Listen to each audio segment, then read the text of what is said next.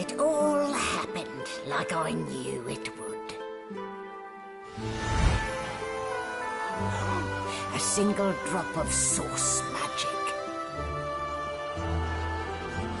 And, like flies to honey, the monsters swarmed. The rebel panicked. The carnage began. And the Magisters pointed their fingers at me. Just as I'd planned. I was shackled and collared, and sent to Fort Joy.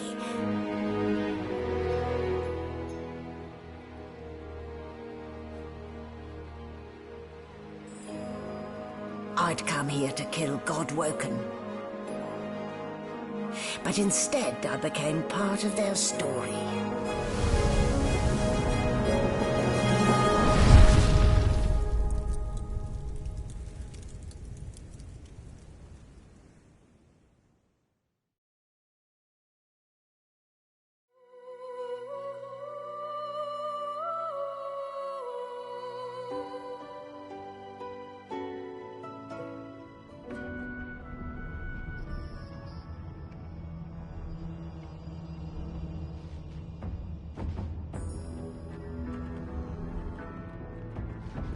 So, still a bit groggy, are we?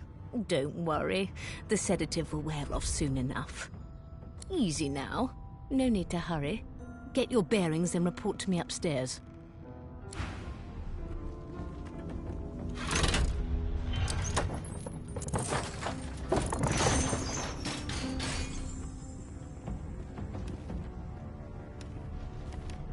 The things I do to complete a contract.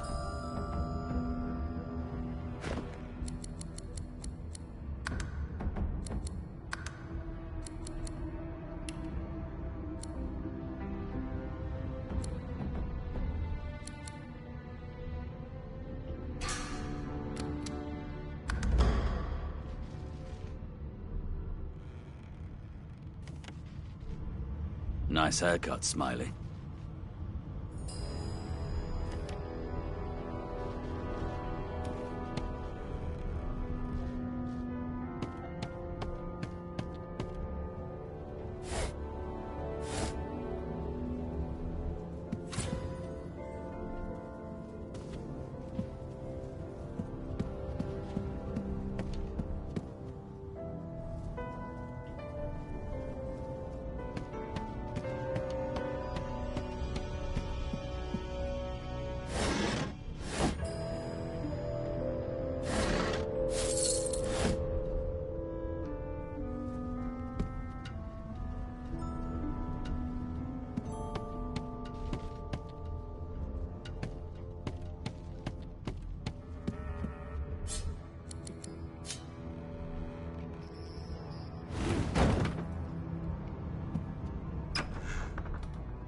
Well, that explains the smell, anyway.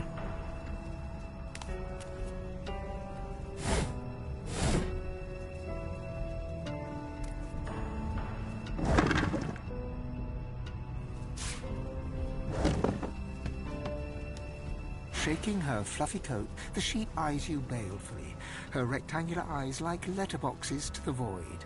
With one sharp hoof, she kicks you right in the shin. Fresh meat. Nice. Plump. Banded like a chicken's leg, too.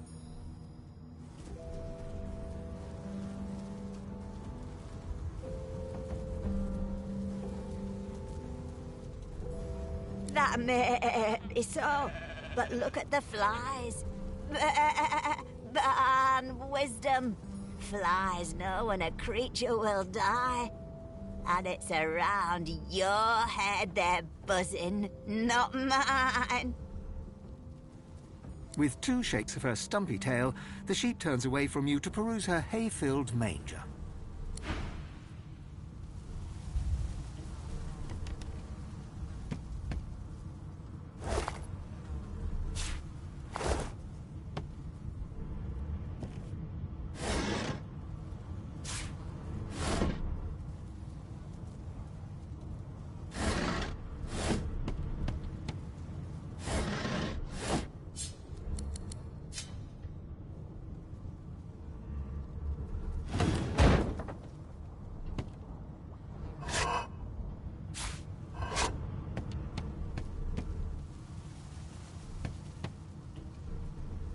Did you expect a needle?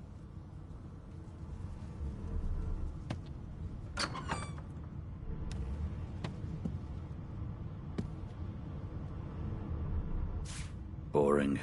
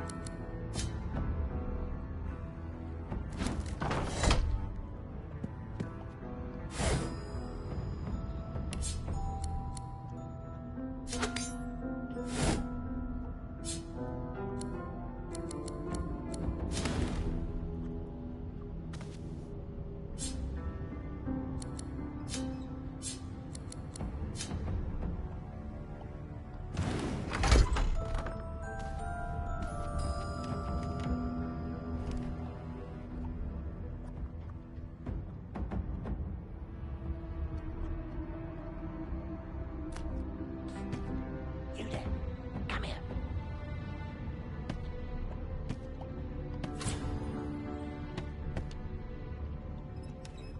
Hey. Hey. Get me out of this cage and I'll make it worth your while. You in? A gentleman among jesters, you are. Give that lever a pull, and I guarantee we'll both get something out of the deal. Set me free, and I'll set you free. A fair trade, I should think. Your guess is as good as mine. Someone screamed loud as a banshee. After that, pure pandemonium. They never even told me what I was accused of. Just dragged me down here.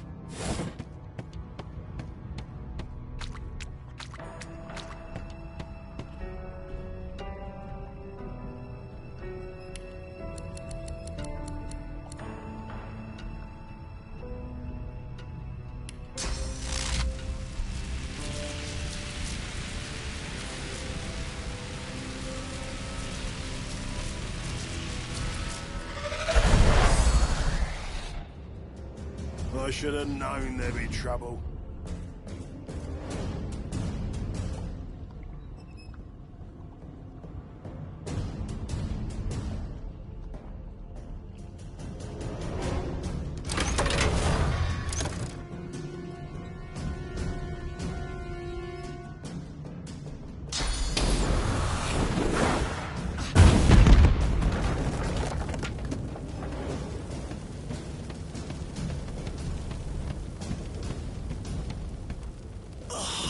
The prisoner's buoyant voice darkens as his eyes rest on yours. Ah, freedom. Tastes better than wine. I'm nothing if not a man of my word. And I did give my word I'd set you free, lad. Say your prayers while you've breath to speak them. The halls await.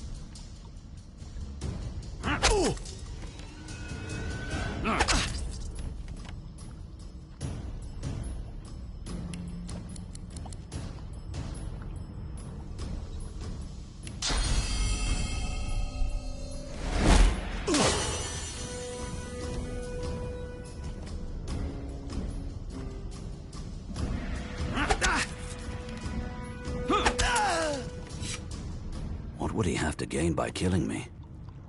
I'll have to keep my guard up.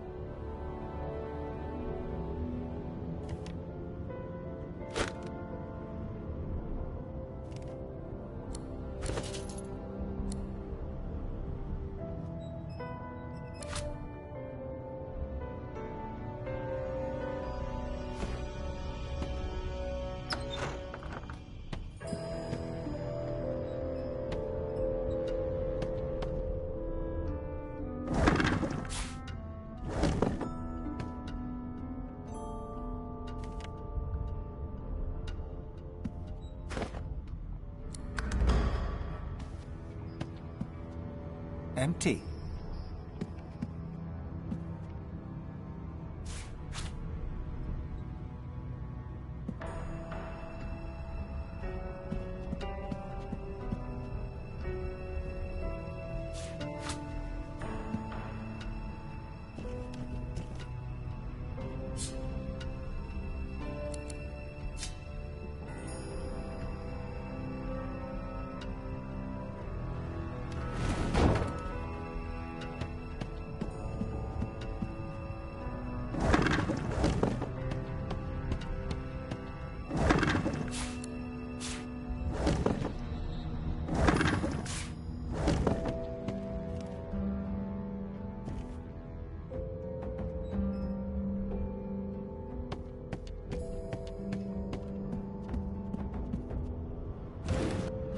This again.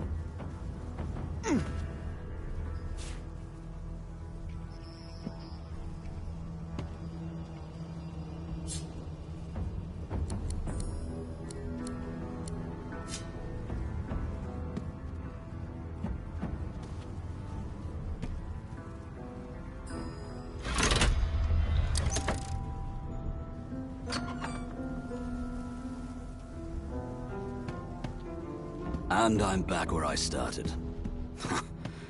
Nowhere to go but up.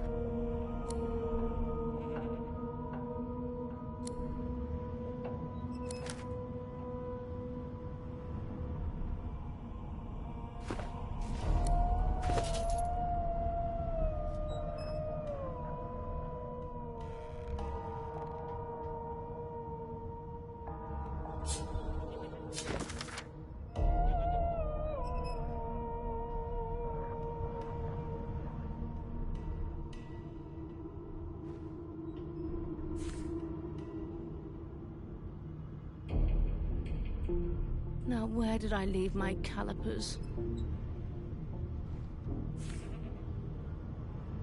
Soon as we get to Fort Joy, it'll be time to have words with this Boris fellow.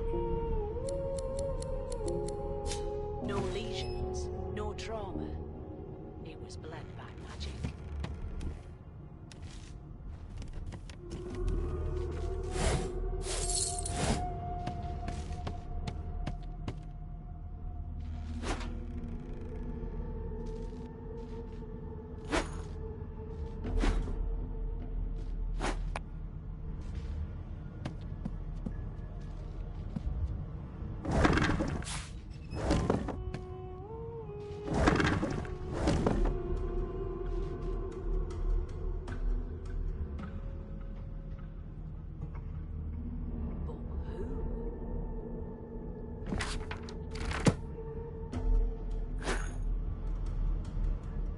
Empty.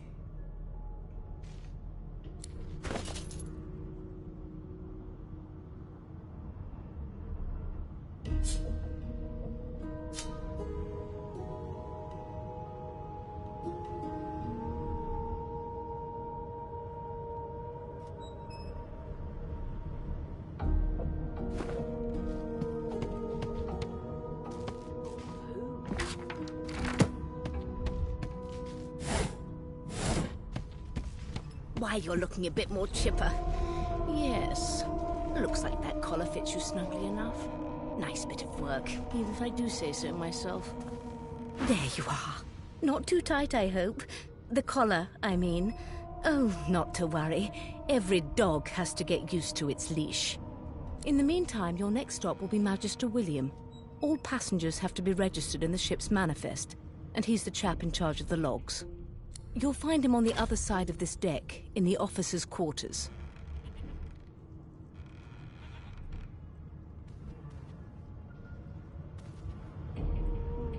Dungeon? You have the gall to call my laboratory a dungeon? I'd be quite annoyed with you if you didn't look so honestly perplexed. Index fingers pressed to her lips, she pauses a moment to give you a scrutinizing gander. My word, you do seem a bit befuddled, don't you? Perhaps I was a bit too generous with that sedative. Oh, well, I'm sure you'll soon gather your wits. Most likely. Eventually. In the meantime, all you need to know is that we're en route to Fort Joy. A new life awaits, and if you're a particularly good boy, perhaps a cure as well. An end to sauce. For good. Why, for my peace of mind, of course. Why don't you try casting one of those sauce spells of yours? See what happens. Currents of magic surge inside you, boiling, bursting, then breaking, only to fade back into your soul like rain into the earth. My, look at the concentration on your face. All will, but no result.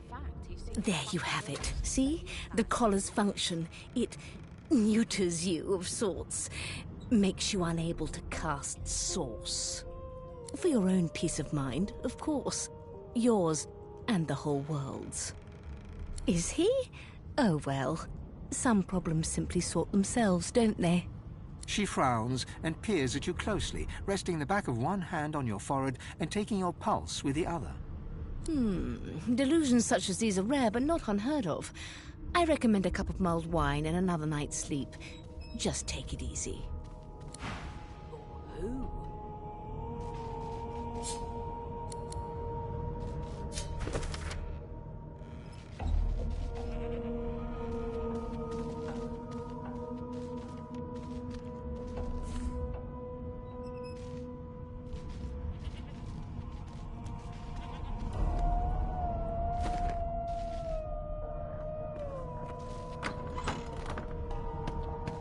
Bloody murder. Looks like someone's hit the Hall of Echoes a little early. A young magister stands pale and silent. Her knuckles whiten around her weapon as you pass. Behind the magister, a bloodied mass lies in a heap. Gore and limbs lie at odd angles. You can't make out a face amid the mess. There's been a murder. A sorcerer was killed by one of your own. Lucky you were busy getting your collar fitted at the time, or you'd be a suspect like the rest of them. Waters is investigating. She'll figure out who did it. Always does. No lesions, no trauma. It was bled by magic.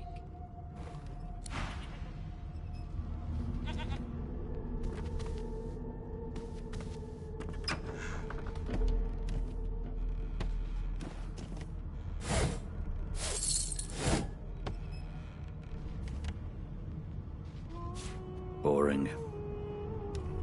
The hatch is blocked. I'll need to find another way.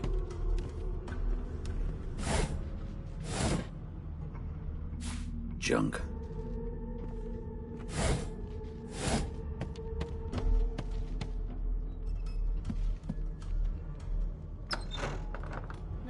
No known associates. In fact, he seemed quite averse to spending time with the others.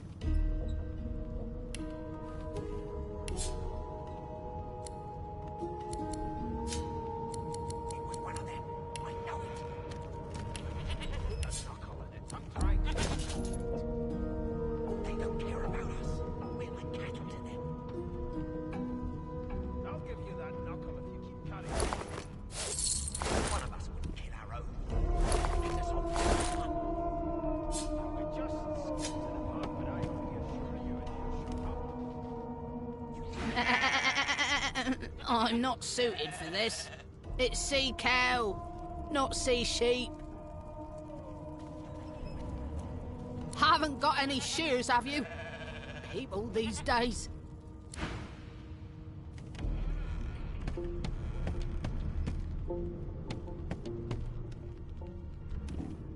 on, please, Losa.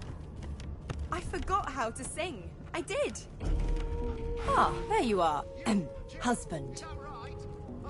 Would you please tell this very charming gaggle of not at all brat-like babes that I am by no accounts this Losa woman, nor do I sing, in fact. I'm deathly allergical.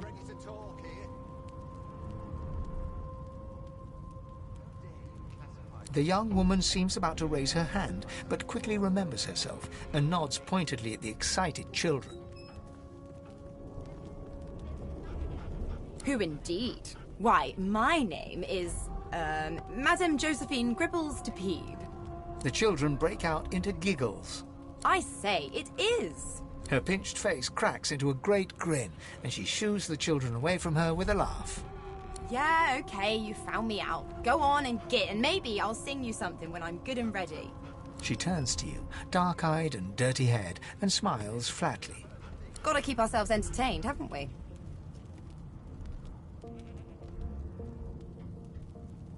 You'd presume right. Nope, trying not to find anything out either. Ignorance is bliss. The utterer, the better. Thanks, but I already belong to an elite and exclusive ship gang. We play ball every day after lunch. You're too soft for it. You take care, though. Suddenly, her eyes cloud to an unnatural black. Greyish veins run down her face, and her mouth tightens into a cruel sneer. As quickly as they came, the clouds clear. She smiles as though no change came over her. Good luck, Chief. What are you trying to hear anyway? I'll tell you if you can keep it quiet long enough for me to listen.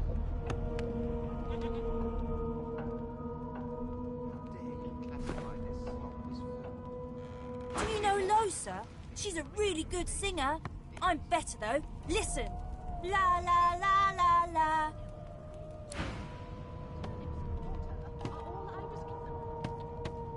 Unacceptable. I've never dined on anything less than a dozen. You! Sorcerer! And I don't Blood! intend to do No! away with the Go! Ruff! Well, there has been a murder, Your Majesty. Maybe that has the Magisters more concerned than your appetite. Don't you get saucy with me when you clearly don't know the first thing about sauce. Well, well, what have we here? A fresh face in this stale hell. Let's size you up, shall we? See if you'll do. The lizard looks you up and down, like a farmer would a fetching horse. All of a sudden, he grips you firmly by the chin, with the intent of inspecting your teeth. My, we are fierce, aren't we? Not to worry. I'll soon remedy that. Now then, to business. You will answer me 3 questions. The first one is this. Can you cook? Oh, goodness, no. And don't even mention the demon's testes that are turnips. On to the second question. Can you knit, weave? In short, tailor? Seems to me he should be a little more... Yes, I can tell from your vagabond chic, a bag is as good as a shirt kind of style. I shouldn't be getting my hopes up. On then to my final query. Have you the ability to administer the upkeep of one's personal appearance? The delicate art of cosmetics is what I'm after. Just as I thought. That explains what's besieging my nostrils. So, 3 questions asked, 3 questions answered. Let's evaluate, shall we? As per your own testimony, you have the taste buds of a dung beetle, the fashion sense of a monkey in a clown suit, and your personal hygiene reminds one of a carcass rotting in the sun. That won't do at all, see? I'm sad to say I must deny you the opportunity to be my slave. Ever so sorry. I'll tell you if you can keep it quiet long enough for me to listen. I know, but you just don't have what it takes. A good slave's made of sterner stuff, I'm afraid. Still, hone your skills, and one day you may just qualify for a position in a lesser household than mine. You keep dreaming, you hear?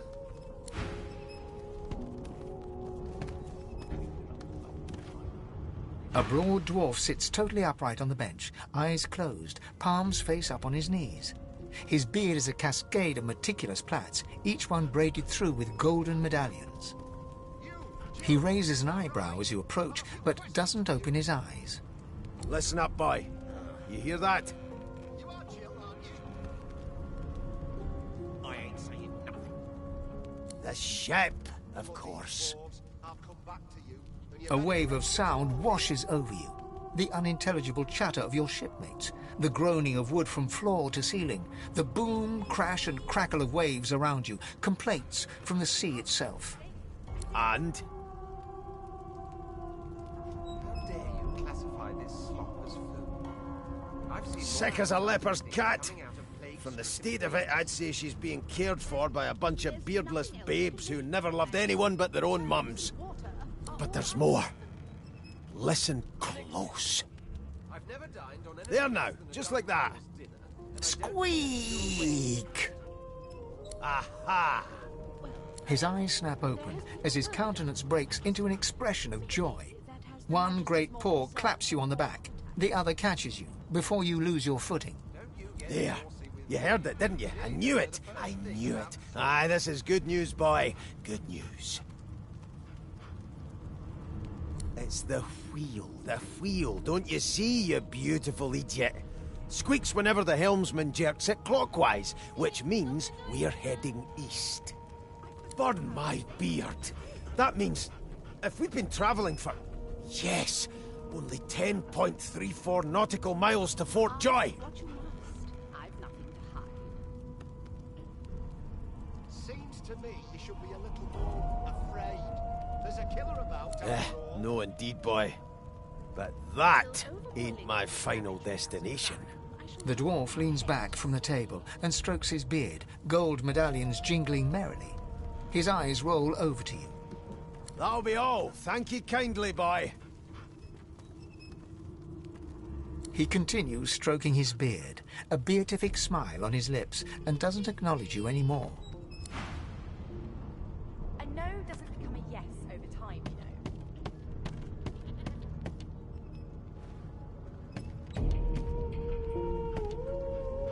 You, Jill, is that right? I've a few questions. An elf sits tucked away in a dark spot, lazily rolling dice onto the surface of a barrel. They sound like the dry cackling of an old witch. Snake eyes. She chuckles. I bet that's just what they'll look like. Rolling dice. Deciding fates. Don't worry, honey. It isn't yours. She looks you up and down with the merest hint of a coy smile on her lips. Never say never, though. She eyes you quite seriously. Not the future, no. But I can read the past in flesh. One of the perks of being an elf, you see. I'm quite good at it, too. I could lick your arm and tell you how you spent the night before last. Shall I? She gives your arm a vigorous stroke of the tongue, efficient like a cat grooming. You were in a cellar with other sorcerers. As everyone lay sleeping, it seems you and another elf engaged in an action somewhat similar to the one I just performed. Only rather more vigorously. You put a knuckle in it. I'm trying to concentrate. Of course it is. The truth's right there, skin deep. But don't you worry, darling. Your secret's safe with me. I don't lick and tell. Can we just skip to the part where I reassure you and you shut up? The Magister starts, recognition growing on his face as he looks right at you. You look just like... The Magister's face turns white. He makes a move to step backwards, then stops himself as his hand closes on the weapon at his hip. It is you. Ifan Ben Mesd. I remember you. You were my captain's commander way back in the war.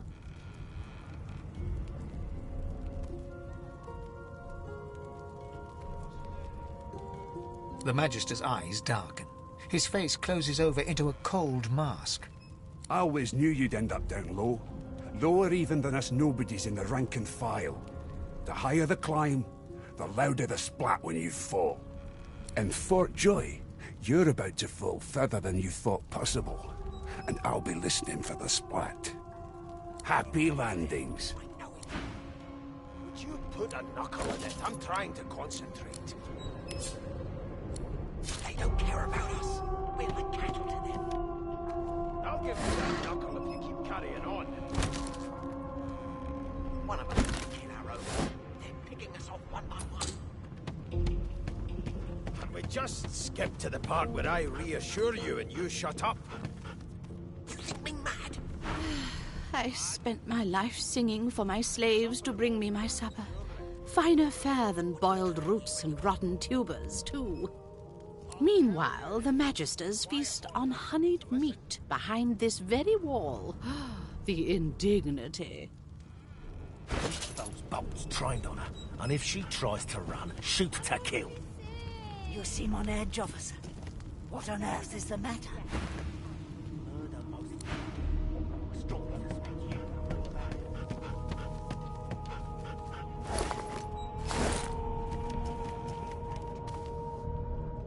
The elf is reading a volume of Cranley Hubert's famous encyclopedia. He looks up, his big round eyes scanning your body, absorbing every detail. He reaches out and takes your hand, turning it this way and that, examining it from every angle. Finally, he pinches your skin, gently tugging at it. Fascinating. He sits back and returns to his book, flicking quickly from page to page, completely oblivious to your presence.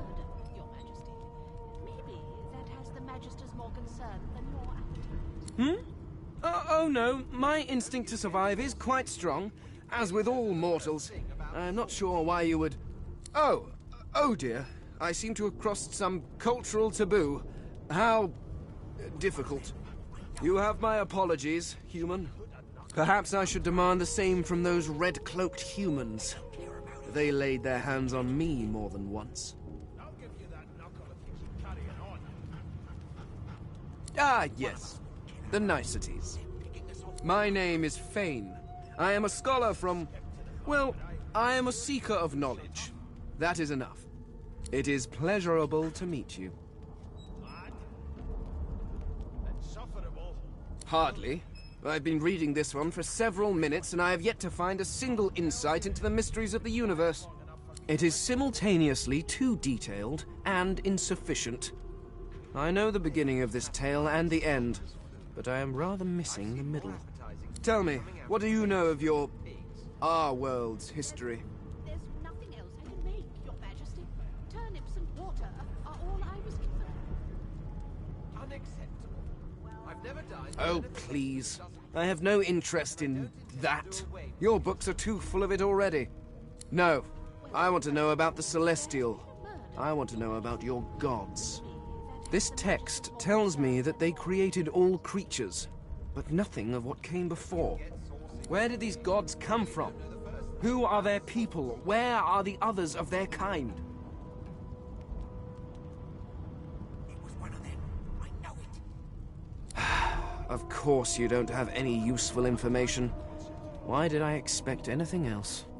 Now please, run along. I have a world to decipher. No amount of pestering will get the elf to take his eyes off his book or respond to your questions.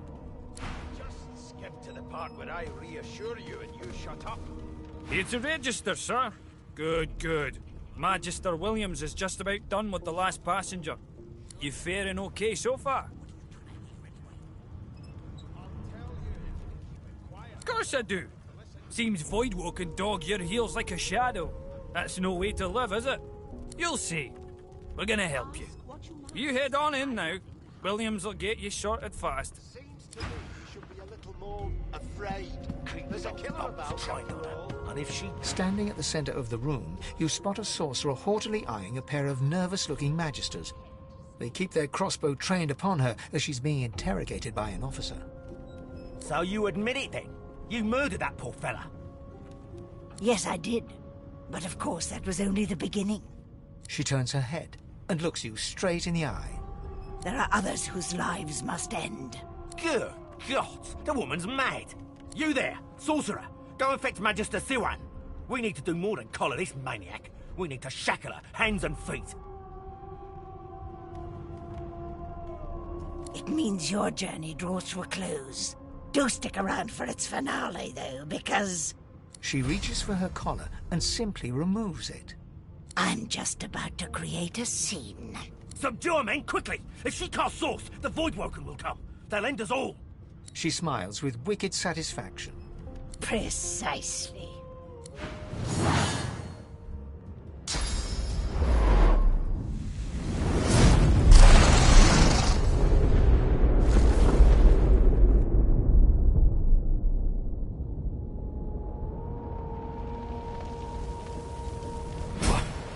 What's happened?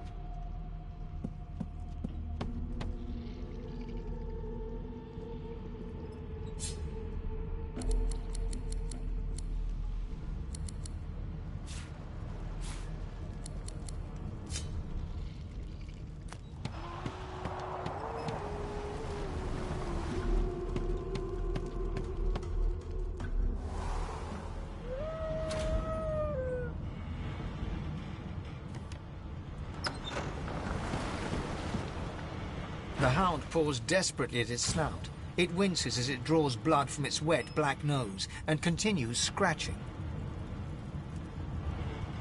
The dog notices you for the first time and snarls, the hairs on its back prickling as it lowers itself into a lunge. You sorcerer! It sneezes suddenly and paws at its nose once more. Can't smell. Can't breathe. Too much sauce. Too much. Too much. Please, make it stop.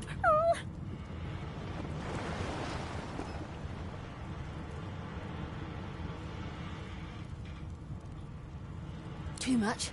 Too much. Can't smell. Can't breathe. The dog whines and continues pawing at its nose. Damn. That doesn't bode well. Onwards and upwards.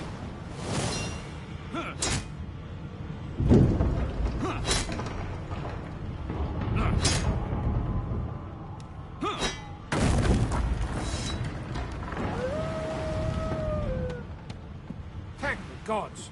By divine grace, who was that howling? He eyes the collar circling your neck and reaches a hand towards his blade.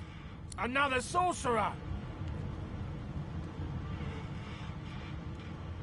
Even if I knew how to rip that thing off, I wouldn't.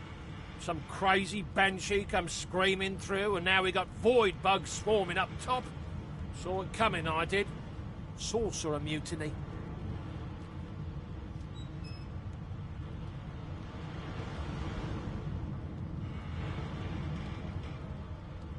Curdled my blood when she appeared. Ship shook like a typhoon had struck, and then she was gone again. Look around. You see how that story ends. Nothing but sauce can do this. Your lies end here.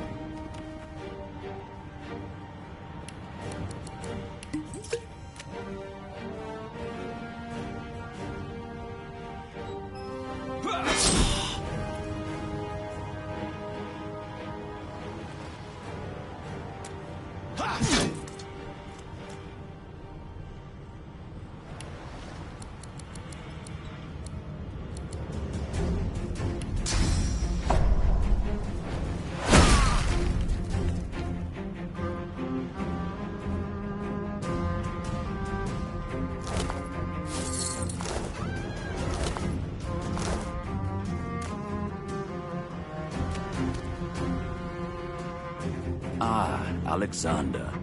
Just in case we forget who holds us captive.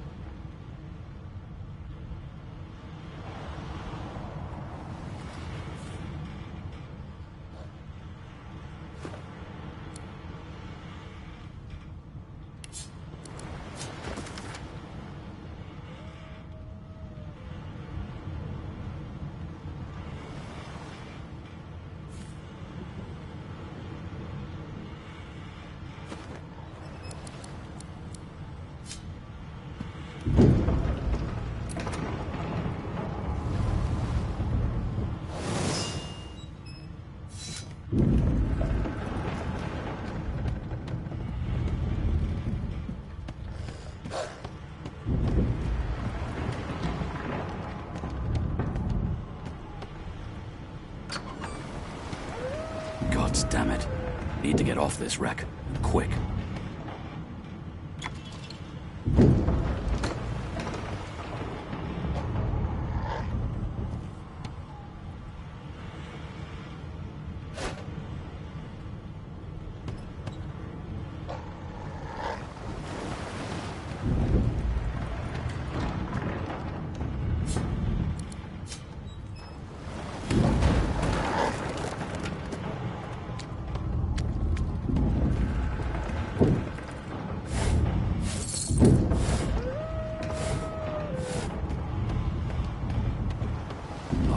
This thing snaps into splinters.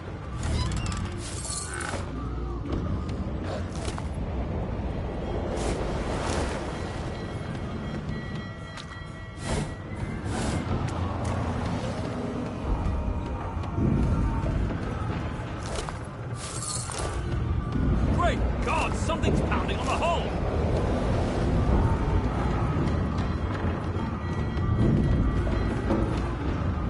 The marking on the door was painted recently, judging from its pungent scent. You recognize the symbol immediately for what it is, a warning of death fog within. You press your palm against the door to open it. The wood feels neither cold nor warm, but simply grey. The color drains from your hand, and you are left numb.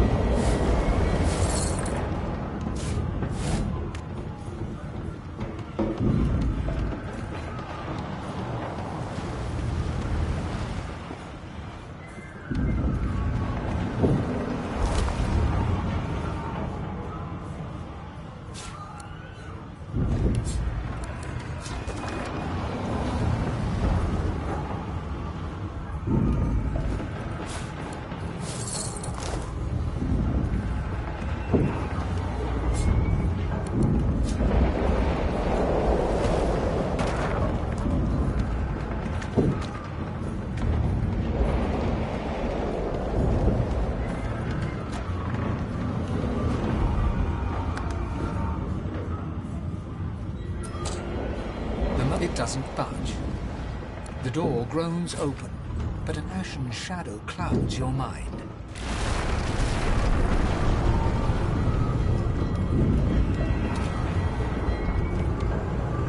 Deathlock! I need to get out of here now!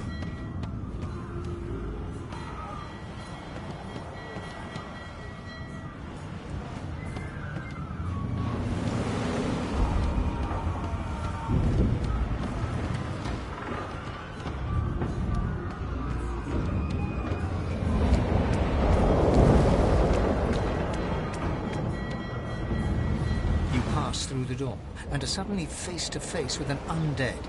His skull is bizarrely angular, and a glorious jewel sits in the middle of his forehead. The skeleton is quickly leafing through a volume of Cranley Hubert's famous encyclopedia, muttering to himself. No. What damn fools record knowledge on a pulped tree? It catches fire, it turns into must when wet, it cannot even resist acid.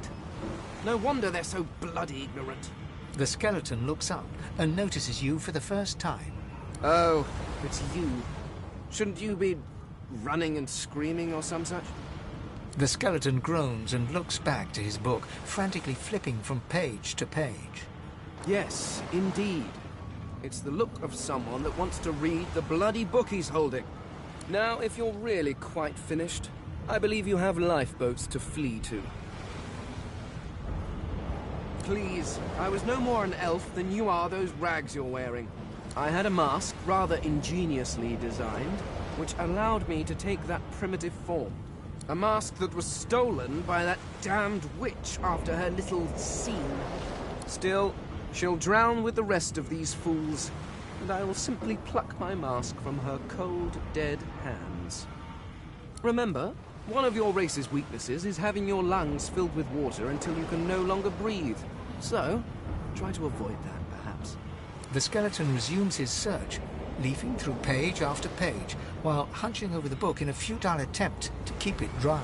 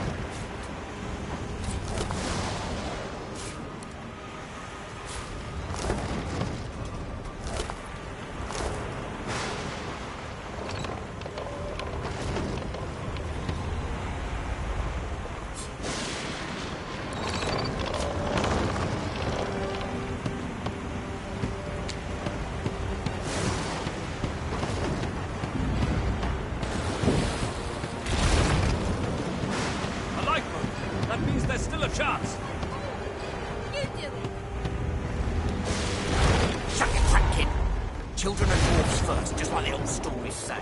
The dwarf yanks at one of the nearby ropes to no avail. Said there were other people down there. We need to help them. You see those tentacles, kid? It's time for getting the hell out of here. Thank you, thank you, thank you! There's a ladder right over there. You can go straight down. You're gonna be the death of us, you hear?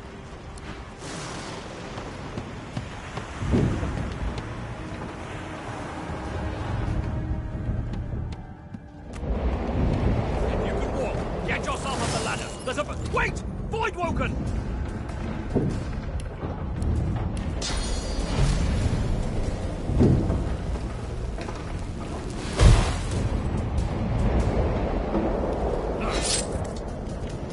These beardless bugs won't sink a ship on my watch.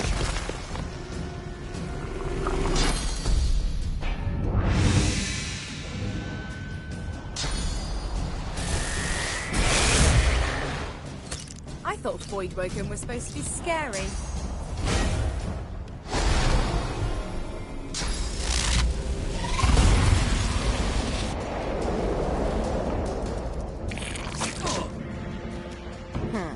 Let the games begin.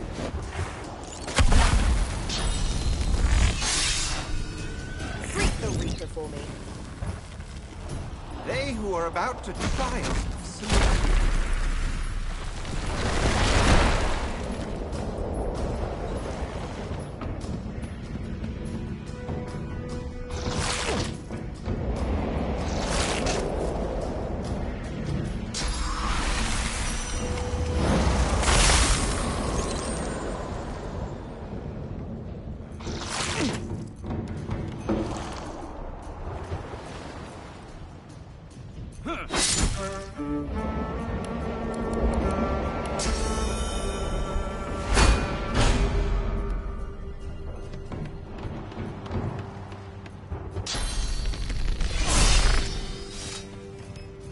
Telling whether I might be... Away! The sea's I hear hungry. We something. don't have much time. It's Magister Siwan, the one who put on this damn collar. Sounds like she needs help.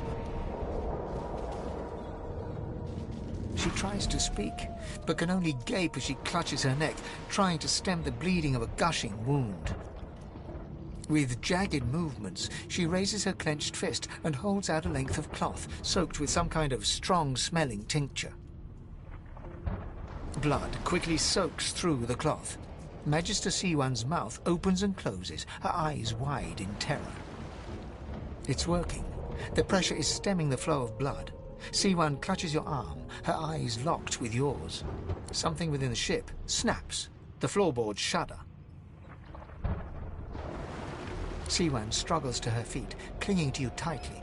The ship lets out a deep groan, then cracks.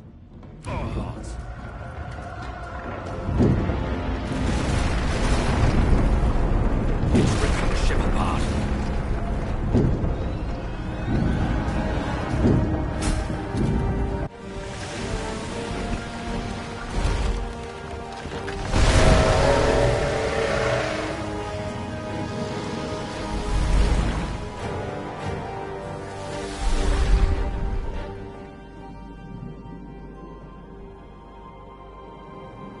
I have plans for you, child. Rise.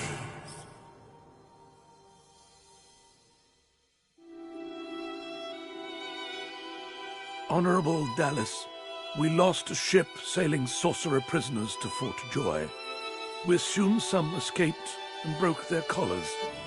Their vile magic lured the Voidwoken. All who were aboard are presumed dead. Yours faithfully into eternity,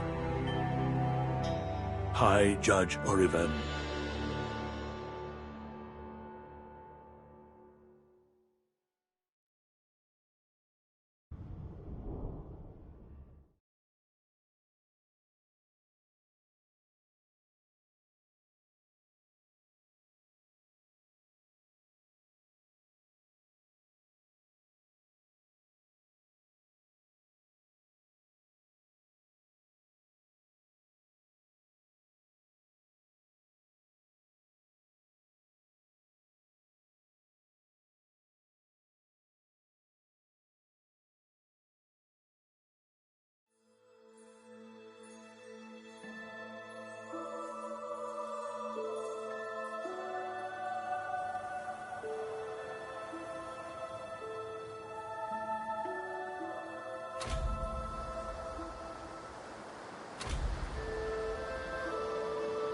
So the Order's right about one thing.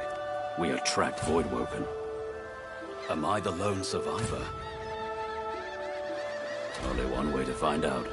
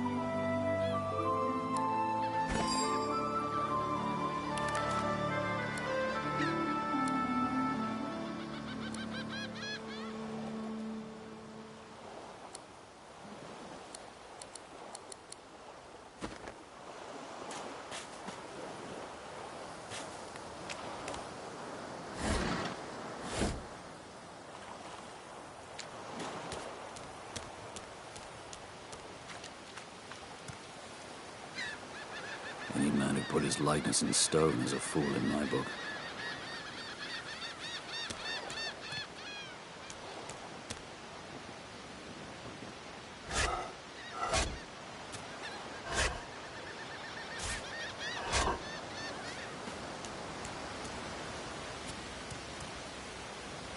The child has a small mirror in his hands. He holds it up at angles, inspecting his eyes, his chin, the crown of his head. He spots you, and his arms snap to his sides. I'm not supposed to talk to strangers. Are you a sorcerer? One of those guys that brings the bad void things here? The child looks at you straight on, unafraid, searching your face. He lifts his mirror to his nose, closes one eye, and looks at himself again. I don't see any source on you or me. I guess they're wrong, or crazy. It's better here than inside. But you didn't die. There isn't anywhere safer. That's what I mean. You'll see. I guess I am, but it's just normal to be scared. Nowhere isn't scary.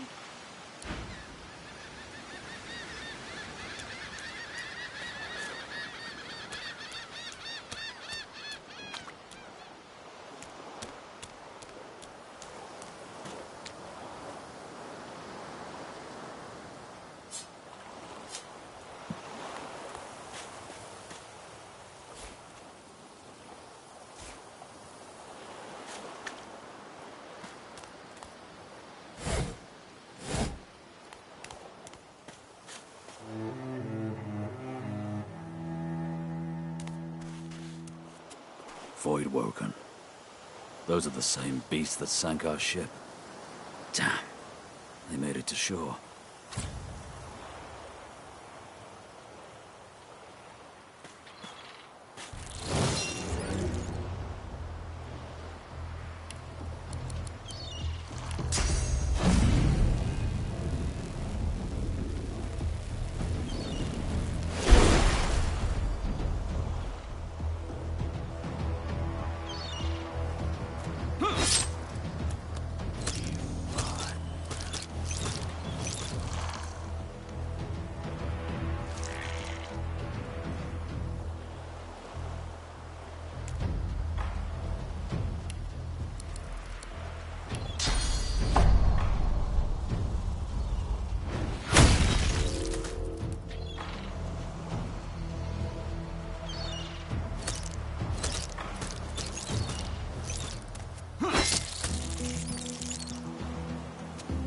Greet the Reaper for me.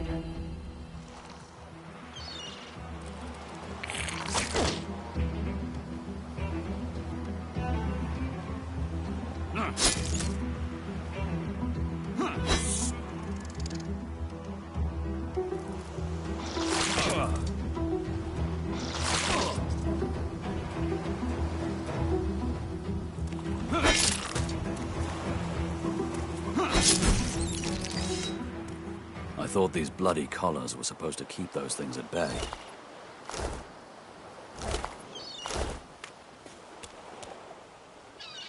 The face is familiar. What's left of it? He was aboard the ship.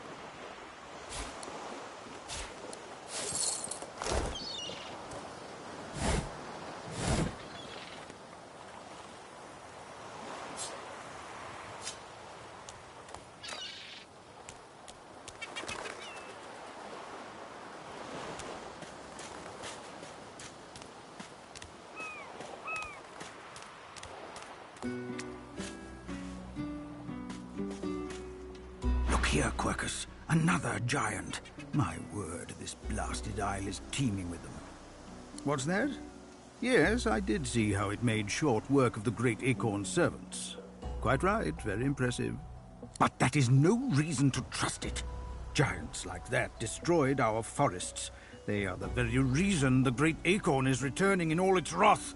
What? Dear me, have you taken leave of all 6 of your senses? You would have me use this giant for a shield? Why would I... Oh, I see. You cunning devil, Quercus. Of course, if it defeated the great Acorn's vile servants, it can do so again. We need only follow in its big, wide shadow and be safe. Egad! It speaks our tongue, Quercus! Hush before... What do you mean, a good time for introductions? You know full well who I am, you silly old cat. The great Salora, grandest of the... Oh, introduce myself to the giant. I shall do no such thing. You give away your trust too easily, my dear steed. No, we will have the giant march. In time, we'll see whether it deserves our confidence. Now, onwards! Shield! Venture forth, post-haste. The great Acorn waits for no one.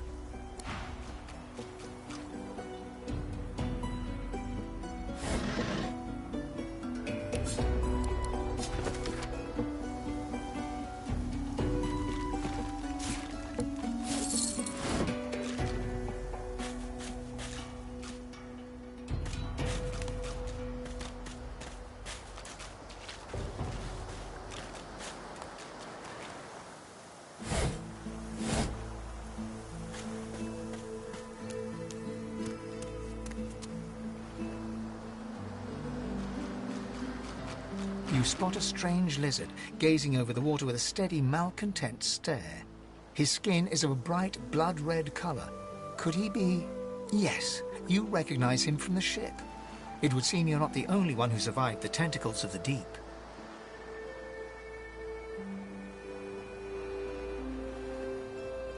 The lizard turns about with the graceful ease of a dancer, or a duelist. You lock eyes with his, 2 smouldering embers that sizzle your very soul. Yes, I imagine you do. You're made of sterner stuff than I first gave you credit for. Chances are I wouldn't have survived the shipwreck had you not returned to the aid of your fellow passengers down in that dreadful hold. You have my gratitude. Hand over heart, he salutes you with a bob of the head. More than a nod, though less than a bow. Yes, I'm sure you've all the makings of a hero and all that, but let's not get carried away, shall we? Now then, if there's nothing further... If you really must know, I haven't quite decided yet. I've a frightful amount of things on my mind, hence my standing here contemplating the waves. He sighs dramatically. Tell me, what do you see when you cast your glance over this ocean? White, which goes for the dry parts round here too, I imagine. He looks out over the water once more, and so do you. A few tranquil moments pass as the waves lap against your thoughts. As for myself, when I consider this vast expanse before us, I see an empire. I see continents dotted with mighty cities. And shimmering along the soft curve of the sea's horizon, I picture the palaces that formed my paradise. Lost.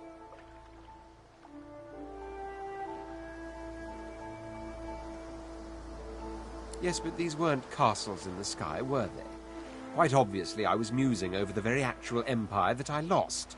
Suddenly, having all the air of being deeply offended, he stares at you with utter incredulity. Well, don't just stand there gawking like an ape at an abacus. Or do you really mean to tell me you don't know who I am?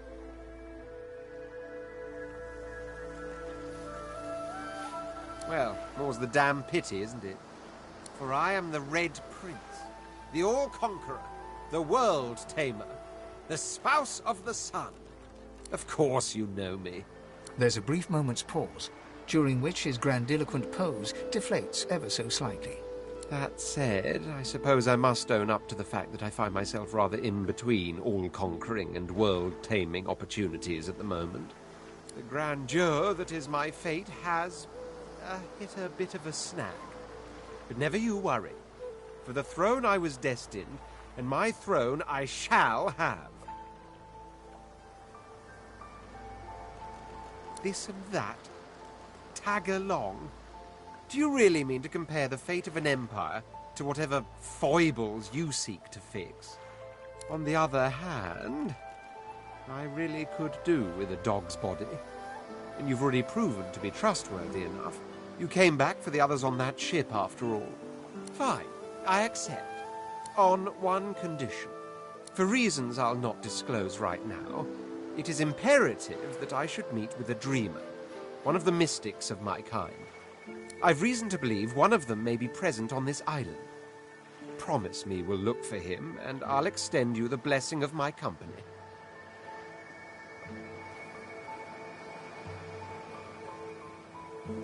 Jolly good. So, now that that's settled, first things first. Even if you are as versed in the art of eloquence as I am, that our swords will be doing a lot of the talking from here on out goes without saying. As a born fighter, I prefer the perfection of the blade myself. But I'm well acquainted with the secrets of magic, and yes, even subterfuge. What say you? Wizardry is embedded in my nature as deeply as the instincts to breathe and drink and mate. The dominion over fire suits me best, truth be told, but there is no school of magic I cannot master.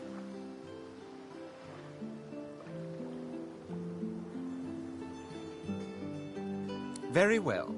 Onwards, then, to victory or death.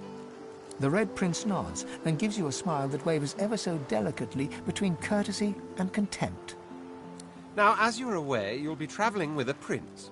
Proper forms of address include Your Majesty, Your Royal Highness, or if you're feeling particularly frivolous, Milord. As your luck would have it, I seem to be fresh out of luggage, so you won't be required to carry my belongings. Of course, there are other forms of protocol to bear in mind, but I'll see to it you'll pick up the rest as we go. So, without further ado, let us be off.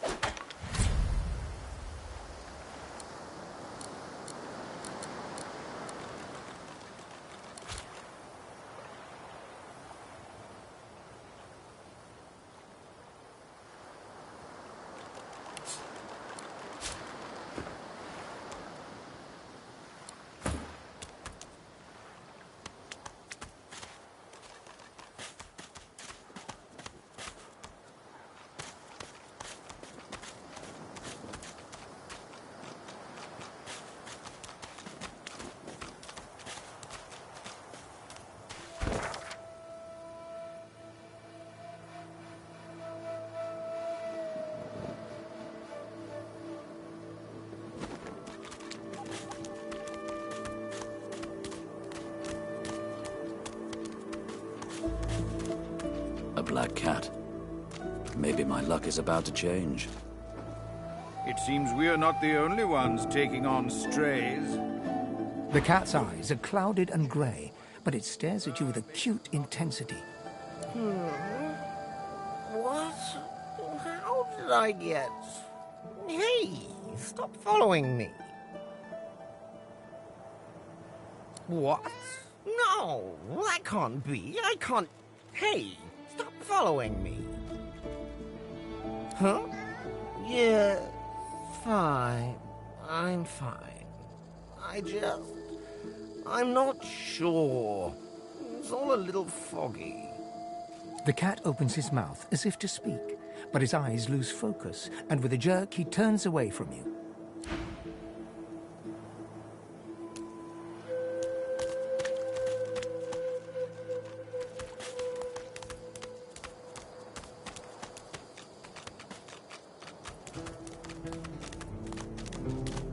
What's this? I found something. I don't have the right tool for digging.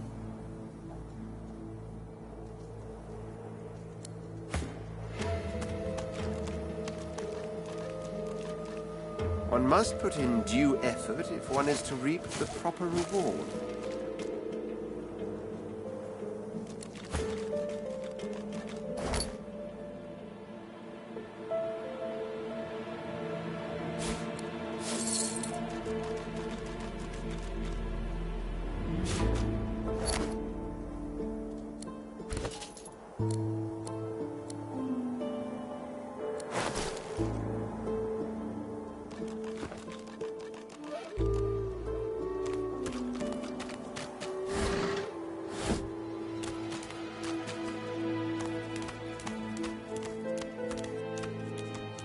I wonder where this leads.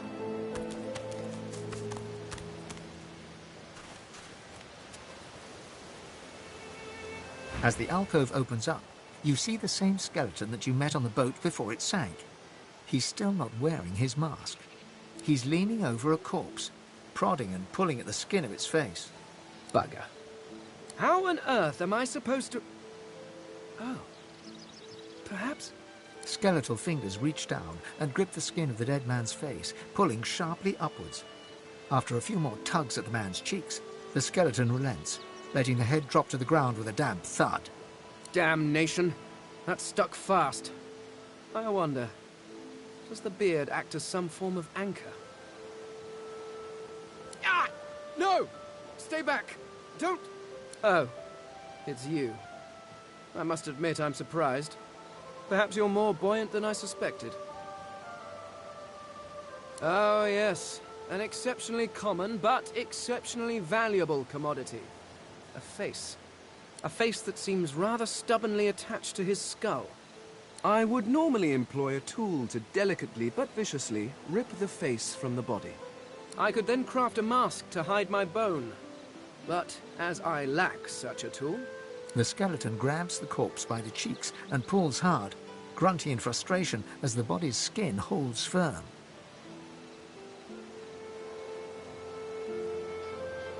Carved? Please. You hardly think I am one of your breed, do you? You have never seen anything like it because you have never met anyone like me. Simply put, I am an Eternal, and you are not. You have my sympathies. Indeed, no one seems to have the good taste to be. My people are rather absent, at least from this realm. As for the others, well, there is an excavation site at the Black Pit's oil fields. Perhaps there I'll find my answers. A cult? Hardly. We were a race that existed before the idea of race was needed.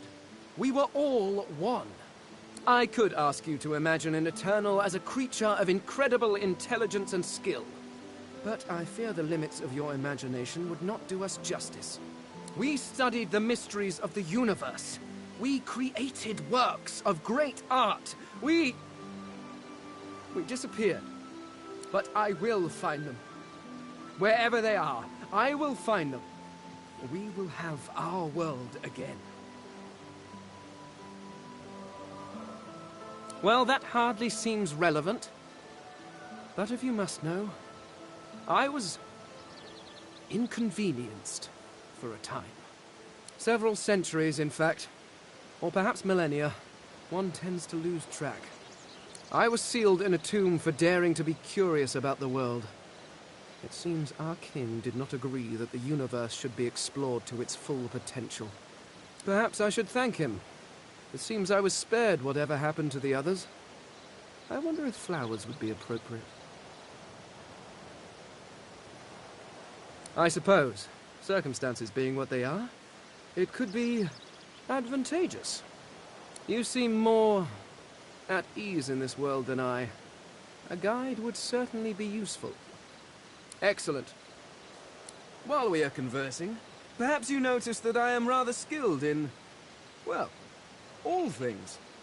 Of course, the arcane arts are my little speciality, but being a brilliant wizard does not mean I cannot handle blade or bow. So, which do you require for this enterprise of yours? Ah, you seek a more subtle approach. How surprisingly civilized. Very well. What do you require?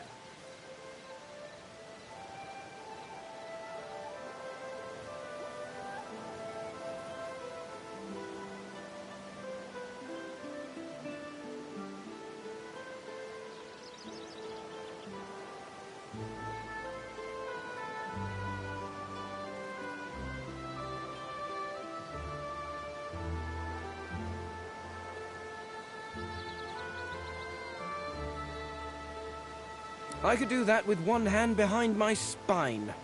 Now, shall we get on? There is rather a lot to see. If I had your mind, I'd rather wish I could change it too. But very well. Do take your time. I could do that with one hand behind my spine. Splendid. Very well. Let's be off.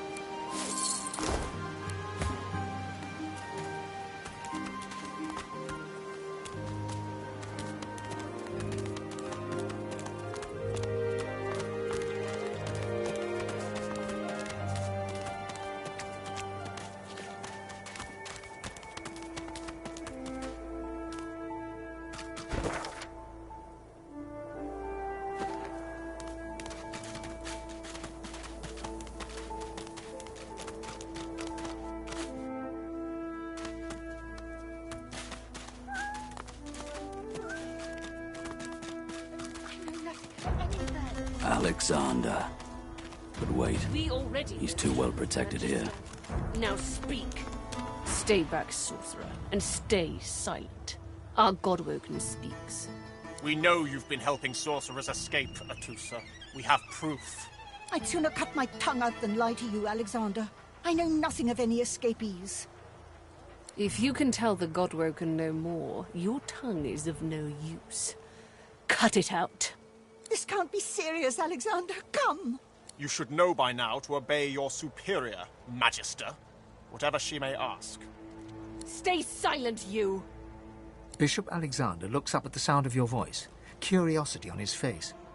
Recognition seems to flicker in his eyes for a moment, but then he shakes his head and looks back towards the suffering Atusa. Atusa pinches the tip of her tongue with 2 fingers and brings her dagger to its root. Her eyes squeeze shut. Drops of blood form against the dagger's edge and quickly fall to the ground. She groans. Stop! My father, may his soul rest in peace, would be disappointed in you, Atusa. To think you would lie to his only son, your bishop, and your friend these many years. The fate of our realm hangs in the balance. If you will not help us save it, then you will help the Void destroy it. Dallas? Yes, Your Holiness? I believe we're done here.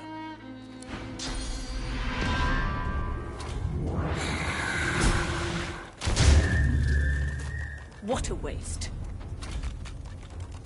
Come, we'll be needed elsewhere.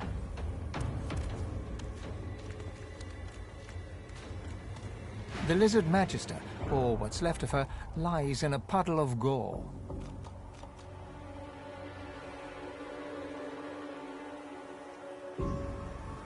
She was a lizard, yet a magister. No matter her reasons, her penalty was fair. These creatures are so prone to violence. Naturally, the weaker specimens suffer.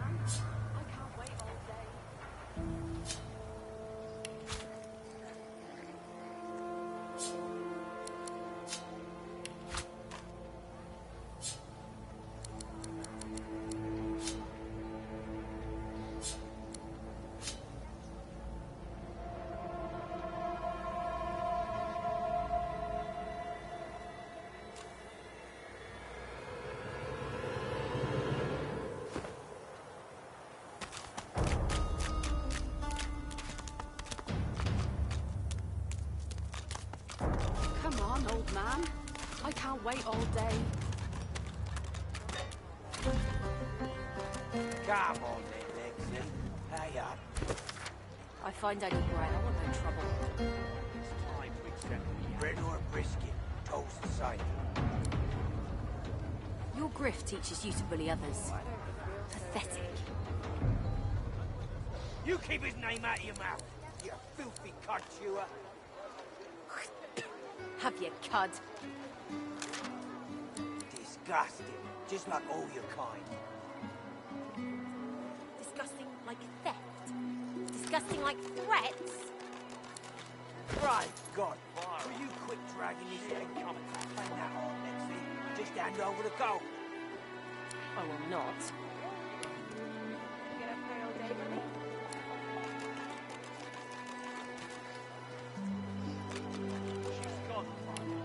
God. You push you. I want only bread. Come on then, Lexi. Hey up. I find only bread. I want no trouble. Bread or brisket, toast the same. Your grift teaches you to bully others. Pathetic. I told him I'd know exactly. You keep his name out of your mouth, you filthy cud chewer. Have your cud. Disgusting, just like all your kind. She's gone. Disgusting like threats? Right, God, will you quit dragging this on? Ain't that hard, Lexi. Just hand over the gold.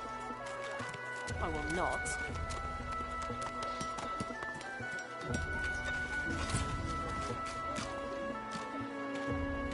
Hey, I know you. Losa, the dark-eyed jokester you met aboard the ship, waves enthusiastically and dips into a mock elegant curtsy. Back then I was Madame Josephine Gribbles de Pube. And you were Iffen Ben Mezd, right? Glad to see you made it. Nothing like a nice tentacle slap across the moor to set the tone for the week, eh? How'd you escape? I saw you fall. We all did. Thought you were done for. When we get out of this place, I owe you a pint. So you managed to swim to safety, is that it? What about when you were in the water? Didn't hear anything unusual, did you? No. I mean, not more unusual than usual. It's just, I thought maybe you... Losa's voice catches in her throat. The joy drains from her face. Her eyes lose focus, and her whole body goes rigid. She is stock still, waxy skinned, her eyes dark. Greyish black veins run from her eyes down her cheeks.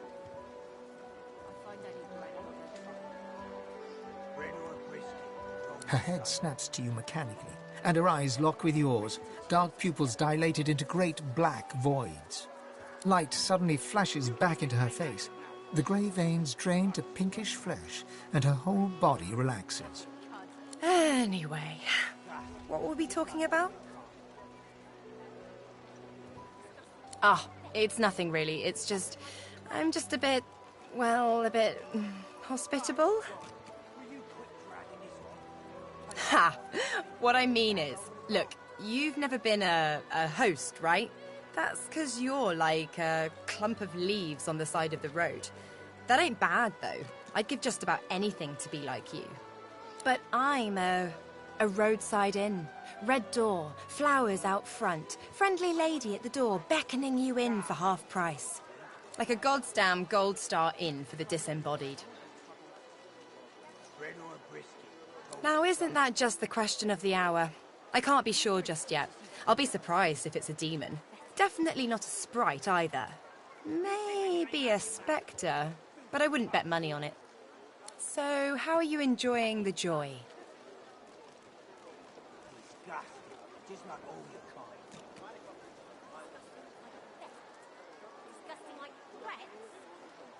So true. And you can stay as long as your heart desires, free of charge. So, you want to check this place out together? Strength in numbers and all that. Who said anything about otherworldly? Demons and brain ghosts are just as mundane as you or I. Mostly you. So, want to go together? It does, right? Before we head out, I've got more than a few tricks up my sleeve, so you'll have to pick which one I'll pull out if... when push comes to shove. Lately I've been into the enchanting arts, but I can shoot, slash, summon, steal, whatever your little black heart desires. So, what'll it be? Sounds fine. So, we're good to go? Yeah? Well, that was easier than I thought, and I'll do my best to stay myself. Lead the way. Right, God. Will you quit dragging this on? Ain't that hard, Lexley. Just hand over the gold. I will not. As you approach the blacksmith, you feel a bony hand on your arm. Fane leans in and whispers in your ear. If it would be acceptable, I have an inquiry for this human. It is of a personal nature. And if it would not be acceptable, well, that would render this entire conversation rather awkward. Fane approaches the blacksmith and quietly speaks to her.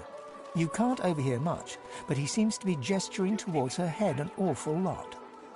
Fane's words are quiet, but you hear the blacksmith repeat, "Face ripper," in shock. She slowly starts to back away. What is it with creeps like you and Master Niles? I told him to slither back to his dungeon, and you can get too, freak! Fane backs away, scratching his head. It seems that didn't go as he'd expected. He is lost in thought, though. She must have said something he found interesting.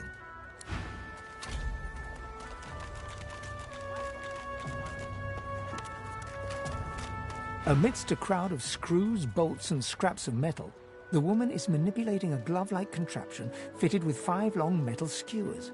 She doesn't look up as you approach. And what you after?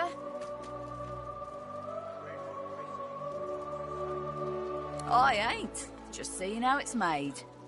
She's clever, Dallas. Made these herself, for those bodyguards of hers. Boy, they're sharp. She looks up. You looking to buy something?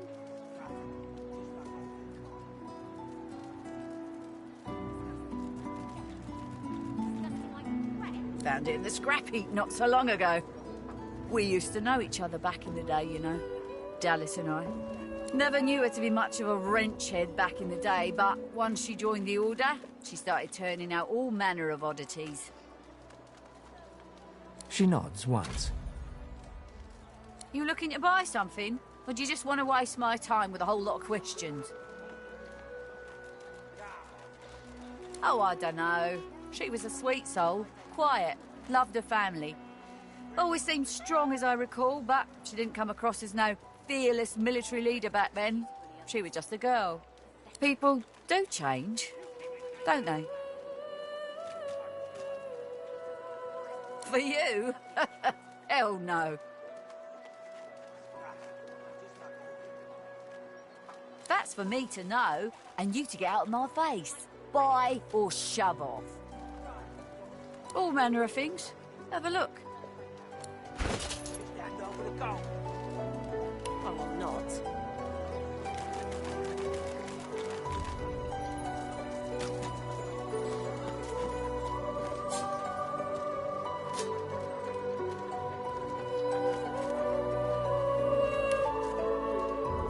Come on, I find any bread, I want no trouble. bread or brisket, toast the same. Your grift teaches you to bully others. Pathetic. You keep his name out of your mouth, you filthy cud chewer. Have your cud. Disgusting, just like all your kind. Disgusting like theft. Disgusting like threats. Great God, will you quit dragging this on? Ain't that hard, Lexi. Just hand over the gold. I will not.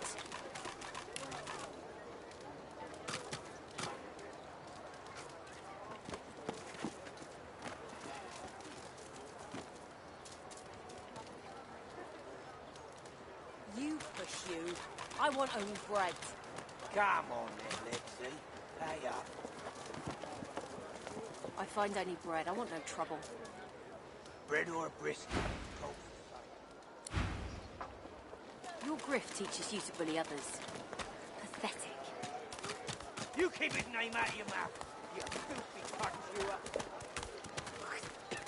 Have your cud. Disgusting, just like all your kind. Disgusting like threats.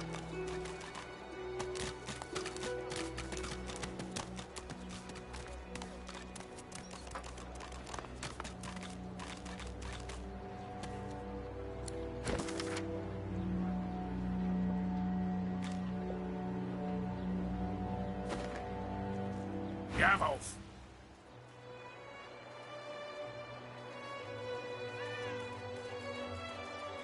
The guard glances around furtively, then looks back at you.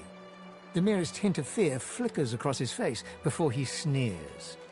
Thought you must have died when that ship went down. Guess wolves can swim. Ha!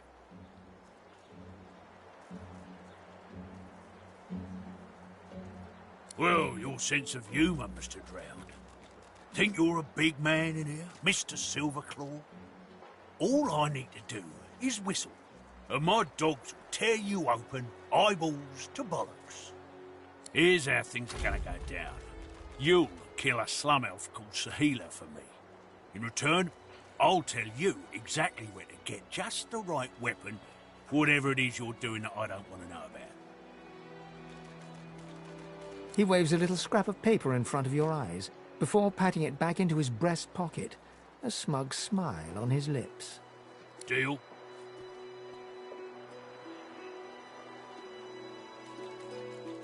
He smirks and whistles his source hounds a little closer. You don't get it, do you? In here, I call the shots. You so much as tickle me, and you'll be tossed to my sauce hounds as a new chew toy. Do as I say, or you won't be doing much of anything at all.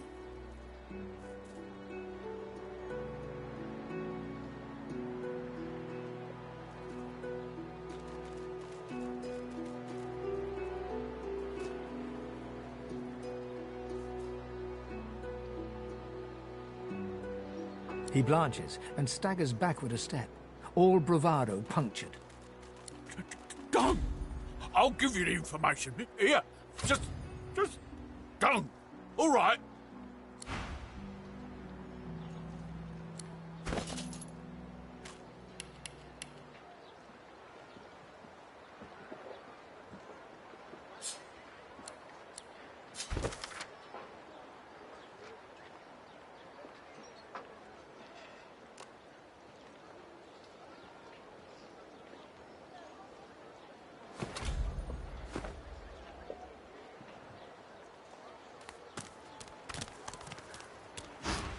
Collar. On. Sauce. Gone. Go!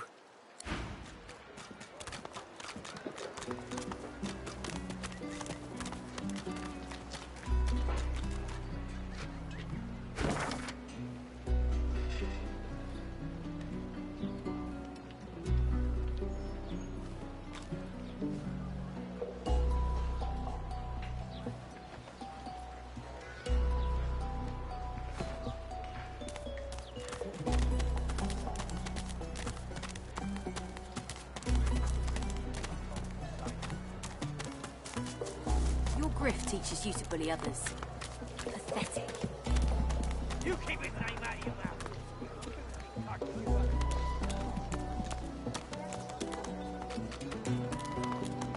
So this is Fort Joy.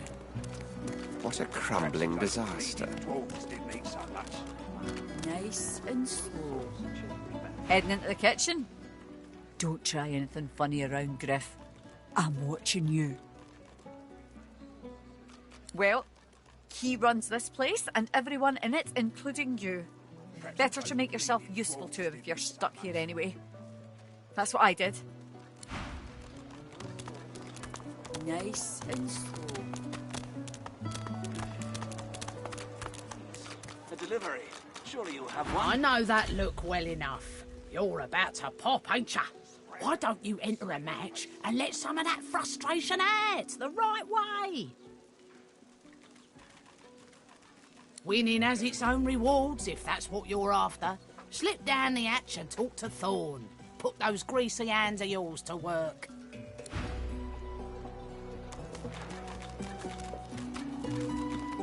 First and more rations, please.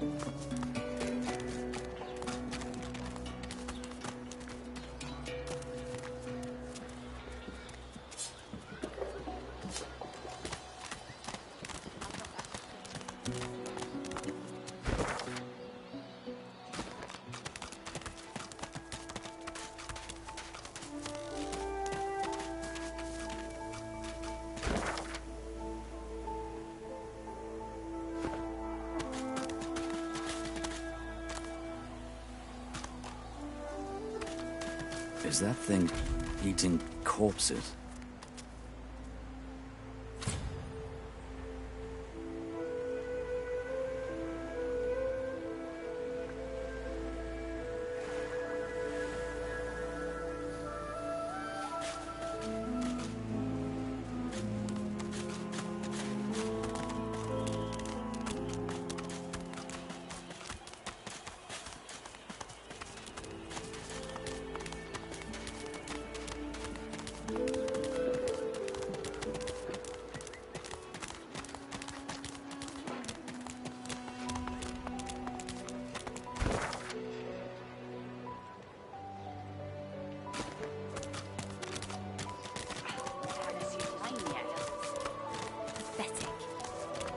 You keep his name out of your mouth, you filthy cud chewer.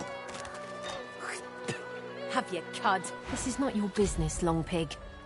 Don't let this moss muncher talk to you like that. Especially a cheapskate like this one. Griff already knows she don't like to pay her fair share. Pay up, elf. No one shorts Griff. Especially not one of you.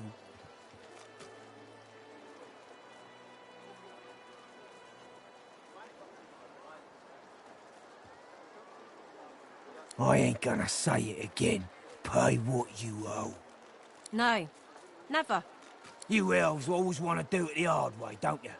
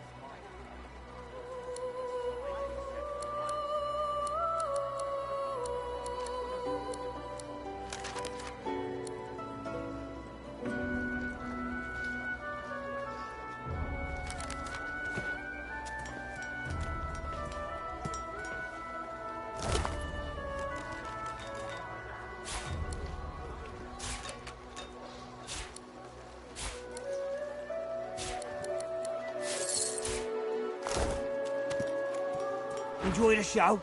There's more where that came from.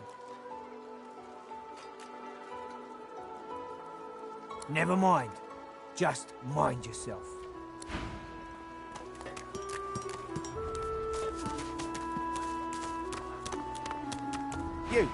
You there. You've just arrived, isn't that right? Are you quite alone? Oh, very droll. Listen up. You must think me mad to approach a stranger, but this camp is full of cowards, and I'm running out of time. Fast. Too fast. Way too fast. I've been here a long time. Longer than anyone else. People get taken sometimes. Some folks say they get cured. I don't know if I believe it, and I don't want to wait and find out. I have a way out of here. It won't be easy, and I need a partner. Just one. Are you interested?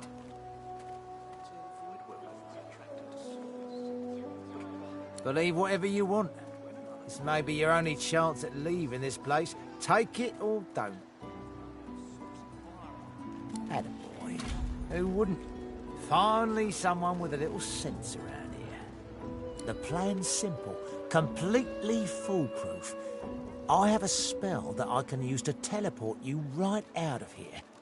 I can't use it on myself, but with your help, we can both get out of here. There's an artifact that you can use to teleport me out of this place. Then I can use my spell to free you in turn. This item, though, it's in quite an unfortunate location. It's found its way into a nest of crocodilians on a secluded beach nearby. Here, give me your map and I'll show you where to go.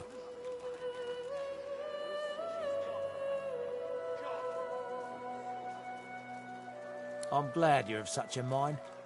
I never was one for gore myself, but never mind. I've got the plan and you've got the brawn. Get that artifact, and you and I are as good as free. Go give those overgrown lizards what for.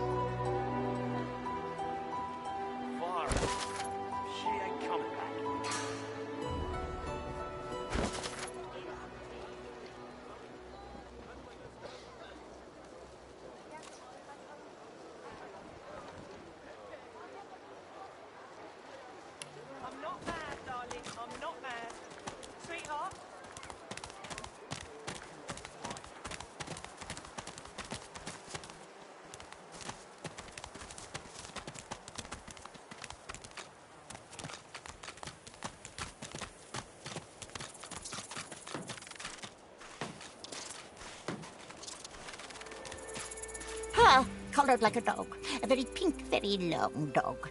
I'd pity you, but Shrapnel the Ineffable has no patience for weakness.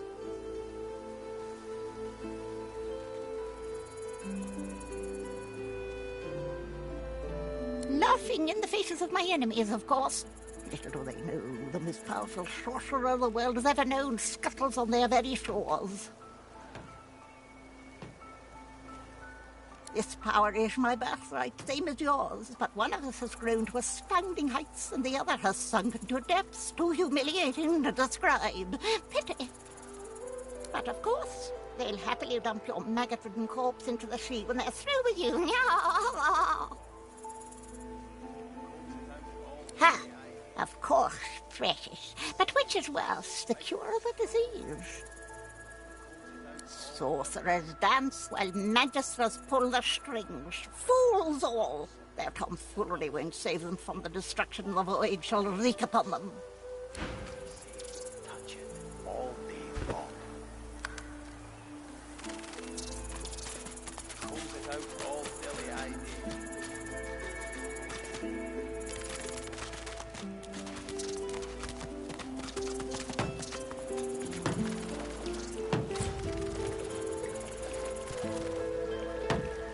Come on, you stubborn hunk of garbage.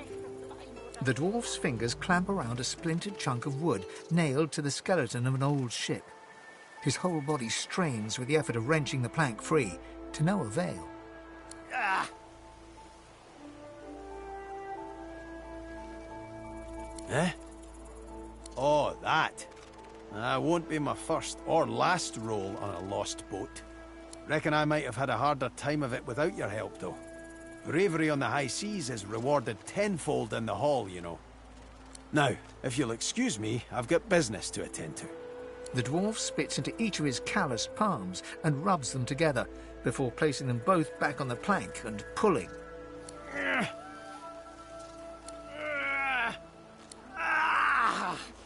Bleeding nail must be charmed or something. Yeah. Go on then. Why don't you give it a shot? You grab the plank and pull. The rusted nail pops loose, and the plank promptly crumbles to pieces in your hand. Oh, look at that. Nice of you to finish the job after I loosened her up. He winks and flips a gold coin toward you. It makes a long, high arc, glinting in the sun, and lands squarely in your hand. For your trouble. No, but I'd hoped to build something with it that would be worth 1,000. Yeah, it were a fool's errand thinking I could make something out of this heap, but I couldn't help myself from trying. He sucks a finger and holds it up to the wind, testing the breeze. Winds like these, she would have capsized before she reached the break. Well, on to plan B. He gives you a wry look, as though deciding whether to trust you. Aye, was planning to build me a raft and paddle off. I've got business north of here, in a town called Driftwood. Far be it from me to miss an appointment.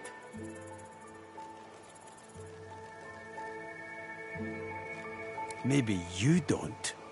He stands before you and pokes you in the side, seizes your shoulder with a great, strong hand.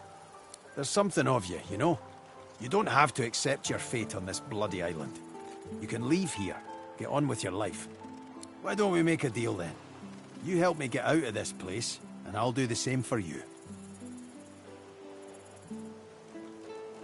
That's the spirit. He lifts an invisible cap and bows with the grace of a courtier. Pleased to make your acquaintance. The name's... well, the name's dead and buried. What matters is what they call me. Beast.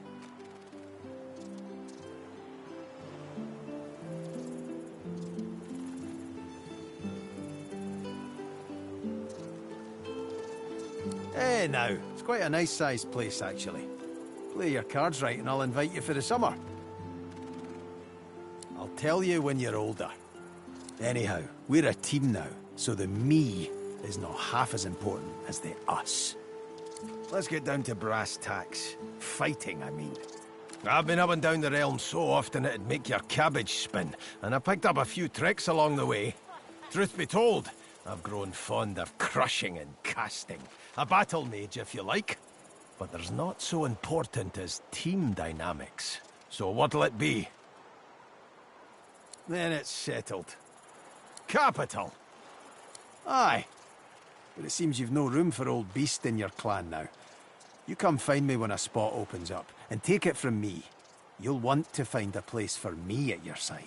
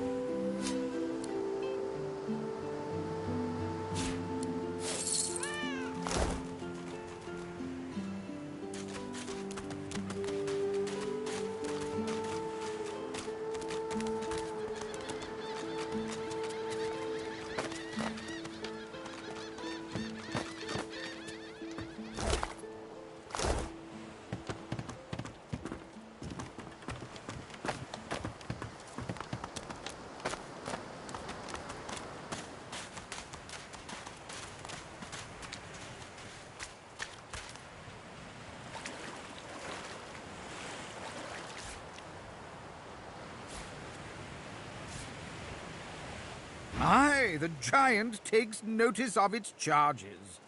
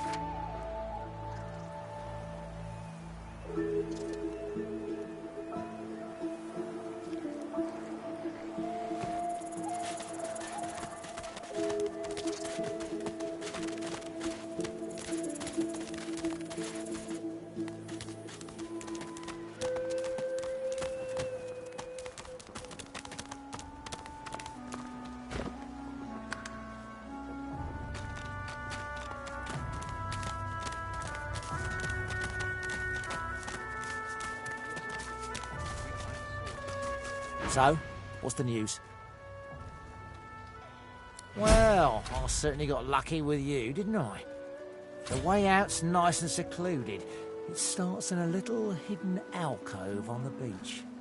Give me your map.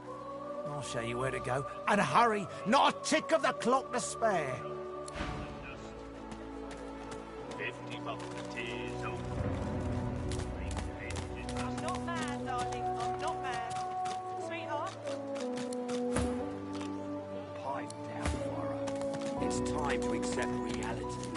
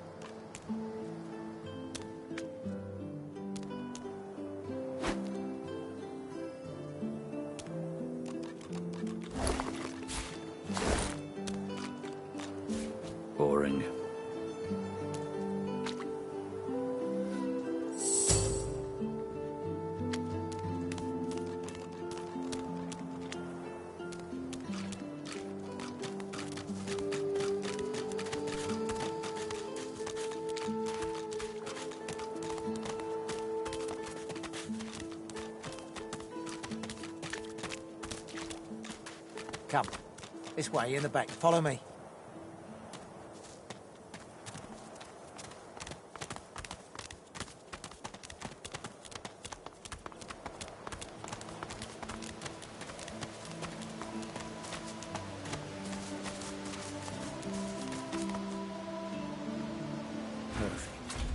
Now, teleport me down to the ledge behind me near the tree stump. I'll bring you right after. Oh, we're almost free. Can you taste the ale? Oh, the scent of home.